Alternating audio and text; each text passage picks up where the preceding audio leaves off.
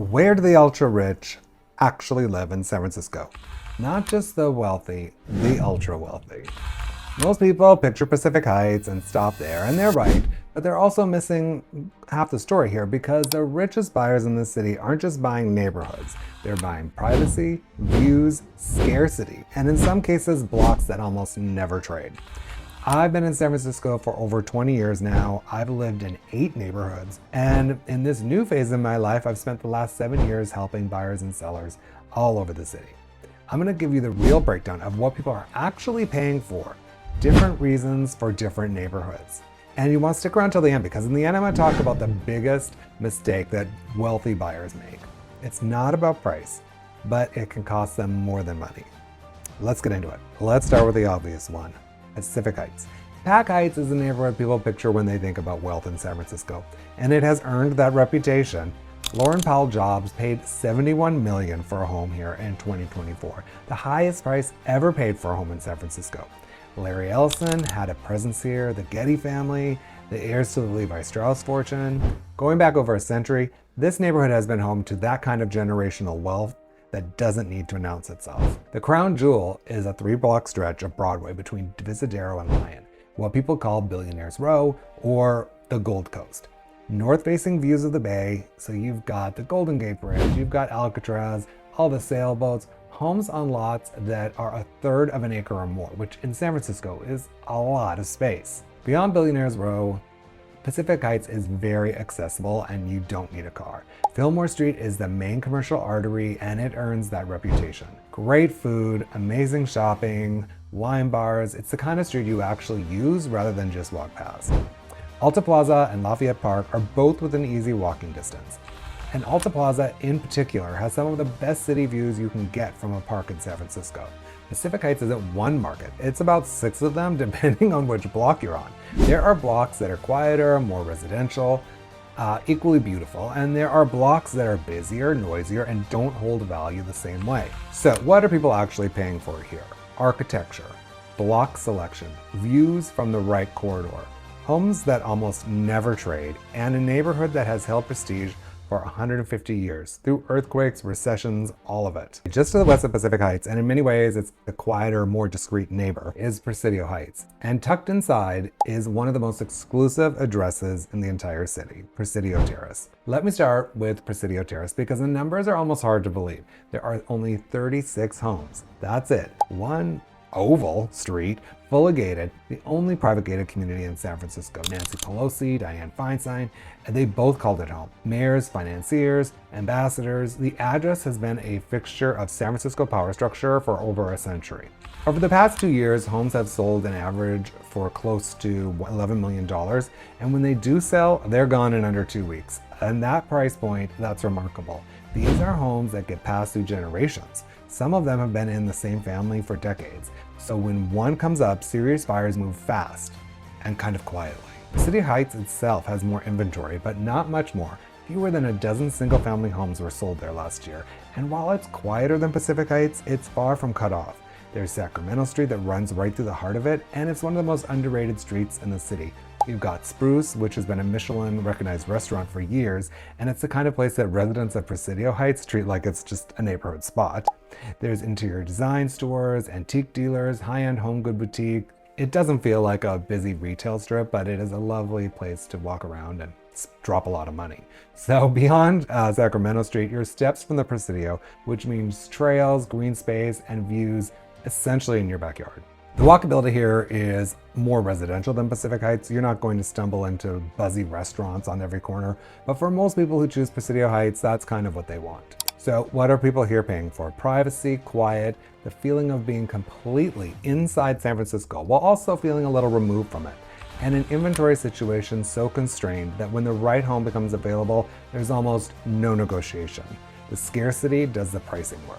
So if Pacific Heights is where wealth performs and Presidio Heights is where it retreats, Seacliff is where it disappears entirely. Seacliff sits on the northwest corner of the city, literally on the edge of a cliff overlooking the Pacific Ocean and the Golden Gate Bridge. Robin Williams lived here, Sharon Stone, Jack Dorsey, Cheech Marin, Eugene Levy, Ansel Adams lived here. The guy who basically defined what San Francisco looks like in photographs, he was looking at this landscape every day. That's a remarkably diverse group: comedy, tech, film, art, and the one thing they all had in common was that they wanted to be left alone.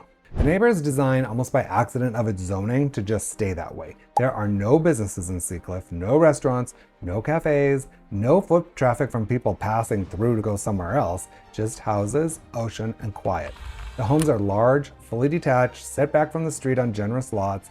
It's one of those master planned residence park communities built over a century ago specifically to create a park-like environment inside an urban city, and it has largely stayed that way ever since. Okay, on walkability, and I want to be honest about this, Seacliff asks for a big trade-off. China Beach and Baker Beach, they are right there, and the Land's End Trail system is one of the most spectacular walks in the city. The Presidio is right there, but for day-to-day life, groceries, dinner, dry cleaning, you're gonna have to get in your car. Well, or send somebody in a car. Clement Street in the inner Richmond is the closest real commercial corridor, and it's a good one, but you are leaving your neighborhood to get there. For the people who choose Seacliff, that's not a problem. It's actually part of the appeal. One more thing worth saying, maintenance is real out here. Salt air, wind, ocean exposure. Buyers coming here from other markets might not understand what living on a cliff overlooking the ocean might mean for the maintenance. So what are people actually paying for here? Sight, drama, the specific experience of living on the edge of the continent with views that don't exist anywhere else in the city, and a level of residential privacy that money can buy in very few other places. Seacliff is about as far from the city as you can get while still being in San Francisco. Russian Hill is basically the opposite. It's where luxury feels like city living rather than estate living. And for a certain kind of wealthy buyer, that's exactly what they want. Sam Altman, CEO of OpenAI, purchased a $27 million mansion here in 2020 and has since expanded its footprint with adjacent properties. That's a useful data point because it tells you something about the kind of buyer Russian Hill attracts. This isn't someone who needs a gated compound outside the city. This is someone who wants to be right in the middle of San Francisco at the top of one of its most beautiful hills. The neighborhood sits between Nob Hill, Pacific Heights, and North Beach.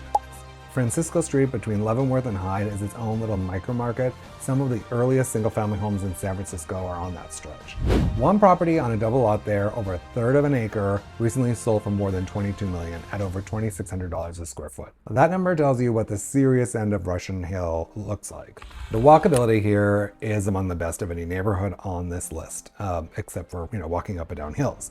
Polk Street and Hyde Street are right there. Neighborhood bars, coffee shops, restaurants, independent bookstores. North Beach is a really short walk down the hill, which means some of the best Italian food in the city right there in your backyard. And Russian Hill is consistently one of the sunnier neighborhoods in San Francisco, which sounds like a minor detail until you've spent a summer fogged in somewhere on the west side. The neighborhood attracts a literary and artistic crowd alongside the regular wealthy restaurants. Authors, architects, artists, going back well over a century. That character has carried through. It doesn't feel as formal as Pacific Heights or as insular as Presidio Heights. It has a lot more life to it. Okay, so what are people paying for here? Views from a protected hilltop, genuine walkability, sun, and a neighborhood that feels like San Francisco at its best without requiring you to give up urban life to afford this luxury. This one might surprise you on a list like this, and I want to address that directly. Cow Hollow and the Marina are not the same kind of wealth neighborhood as Pacific Heights or Seacliff. You're not going to find $20 million estates hidden behind gates here, but you are going to find a concentration of serious money, founders, finance, tech, that has made this one of the most expensive and competitive real estate markets in the city. And that reason is almost entirely because of the lifestyle. The one thing that sets the Marina apart from almost every other neighborhood on this list is that it is flat. In a city built on hills, that's not a minor detail. It's one of the most walkable neighborhoods in San Francisco, precisely because getting around doesn't require a workout, and the homes that face the Marina Green and the Bay, those are in a category of their own. You're looking directly at the water, the Golden Gate Bridge, and some of the most open sky you'll find anywhere in the city. Those streets are consistently among the most sought after addresses in San Francisco, and the prices reflect it. The Palace of Fine Arts is a great landmark. Chestnut Street and Union Street are two of the most walkable, livable commercial corridors in San Francisco. Great restaurants, boutiques, coffee shops, fitness studios, my office. This is a neighborhood where you can genuinely walk to most of what you need on a daily basis. And for a certain kind of buyer, that is worth an enormous premium. The buyer profile, I think, skews a little younger here, generally, than Pacific Heights or Presidio Heights. This is where a lot of tech money lands when founders want to be in the city. they want walkability, and they want lifestyle. And they aren't necessarily looking for generational estate. The trade-offs are real and worth naming. The marina sits on landfill, which has seismic implications that serious buyers need to understand. Parking is really competitive. Ugh.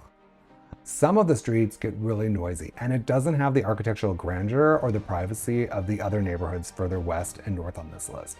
But walkability, lifestyle, the flatness, and those bay-facing streets command a real premium.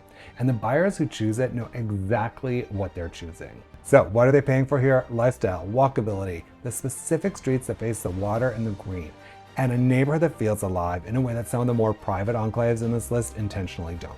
Okay, before we get into the wealthy buyer mistakes, I want to give a few neighborhoods a quick mention, because in San Francisco, some of the best wealth pockets are small enough that they don't always make these neighborhood lists, and that's part of what makes them worth knowing. This is where San Francisco wealth began. The railroad barons, the Big Four, built their mansions here in the 1800s. Most of that was destroyed in the 1906 earthquake and fire, and what was rebuilt afterwards was mostly grand condo and co-op buildings rather than single-family homes. But those buildings offer something single-family homes can't. They have attended lobbies, security, views from high enough that you're looking down on the rest of the city. Some of the most iconic hotels in San Francisco are here: the Fairmont, the Mark Hopkins, Ritz-Carlton. Old money still lives in Nob Hill. It just lives differently than it does in Peck Heights. Lake Street. This one is genuinely underrated. Lake Street runs along the southern edge of the Presidio between Arguello and Park Presidio, and it's one of the quietest, most polished residential corridors in the city. Large homes, tree-lined streets, immaculate Presidio access, and a neighborhood feel that's almost completely removed from tourists. It doesn't get talked about the way Pacific Heights does, and the people who live there seem to be just fine with that. South Beach and Yerba Buena. This one is a different kind of luxury, and it's worth naming because it attracts a very specific buyer. South Beach and Yerba Buena sit right on the waterfront south of the Bay Bridge, and what's happening here over the last 2 decades is a quiet transition into one of the most expensive condo markets in the city. You've got the Embarcadero right there, the ballpark, immediate access to downtown and the financial district. The buildings are newer, the amenities are hotel level, concierge, rooftop decks, fitness centers. It's not Victorian charm. It's a different proposition entirely. Urban, waterfront, low maintenance luxury for buyers who want to lock and leave.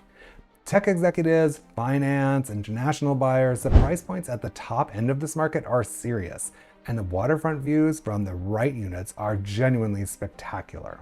Ashbury Heights and Clarendon Heights. These don't come up in the wealth conversation often enough. Sitting above Haight and Coal Valley, next to Twin Peaks, these are neighborhoods of beautiful Edwardians and craftsman homes on quiet, winding streets with some of the best panoramic views in the entire city.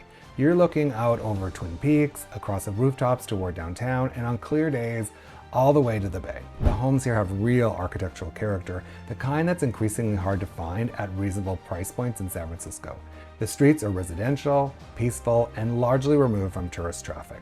It's a neighborhood for buyers who are looking past the obvious luxury addresses and find something genuinely beautiful that most people would overlook. Noe Valley and Eureka Valley. Most people don't think of these as ultra-wealth neighborhoods, and that's exactly why they're worth mentioning. Mark Zuckerberg owned a 5,500 square foot mansion here in Noe Valley and sold it for $31 million in 2022. That's what demand, sunshine, a genuinely livable neighborhood can do to a zip code. Noe Valley sits in a natural bowl that keeps the fog out in a way that the West Side simply can't do. The 21st Street corridor is charming, walkable, and lined with restaurants and boutiques that feel like a neighborhood rather than a destination.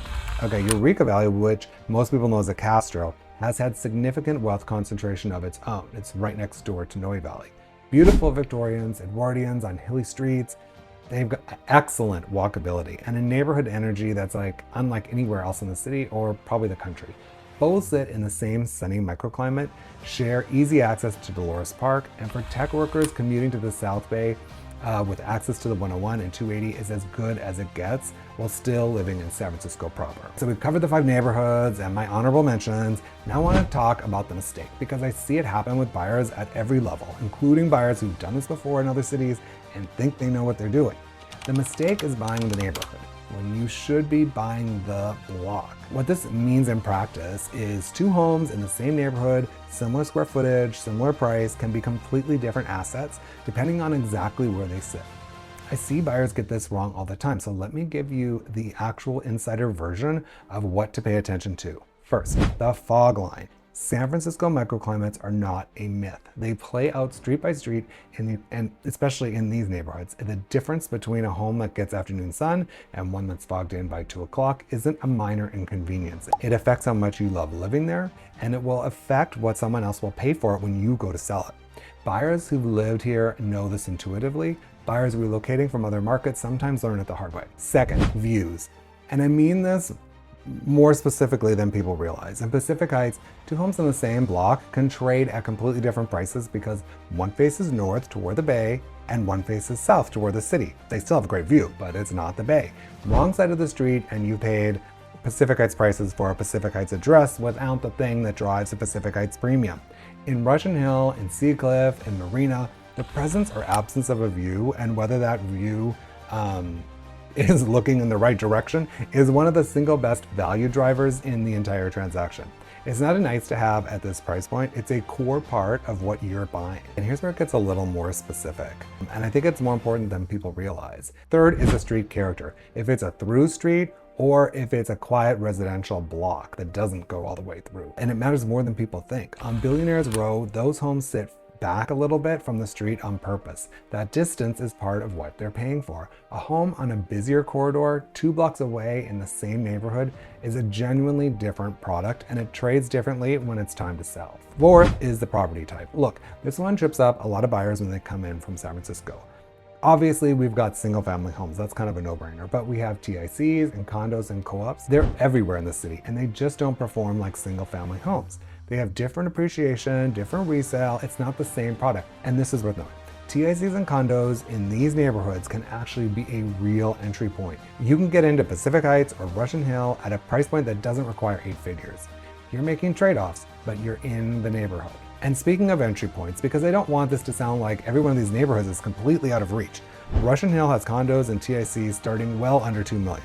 Noe Valley has entry-level single-family homes in the mid-2s. Even in Pacific Heights, you can find a condo in the 1s, if you know where to look. You're not getting onto Billionaires Row for that, but you are getting into some of the most desirable real estate in San Francisco.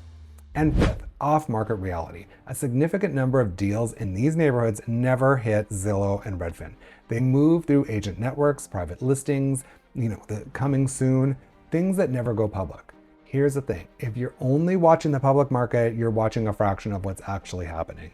The best opportunities tend to move quietly and quickly. Okay, so when you're looking at these neighborhoods, don't just buy the name, buy the block, the sun exposure, the view, the property type that actually fits what you're trying to accomplish. That's how people make the smart decision at this level. 5 neighborhoods, some honorable mentions, and the framework that actually matters, because the name on the street sign is the last thing that should drive a decision at this price point. Pacific Heights for architecture and prestige. Presidio Heights and Presidio Terrace for privacy and scarcity. Sea Cliff for sight and drama and seclusion. Russian Hill for views, sun, and city living at its best. Cow Hollow and the Marina for lifestyle and those bay-facing streets that almost never disappoint. Each one of them is expensive for different reasons, and understanding those reasons is the difference between buying a great asset or just buying a great address. If you want to keep going deeper on San Francisco real estate, watch this next video on the screen for the latest SF real estate news and insights. And if you're thinking about buying or selling in any of these neighborhoods or any other neighborhood in San Francisco, I'd love to talk. I've spent many years living in the city. I've done the 8 neighborhoods like I said. The link is in the description. I will see you at the next video. Thanks for watching. I'm Clay Jeffrey, and I'll see you at the next one.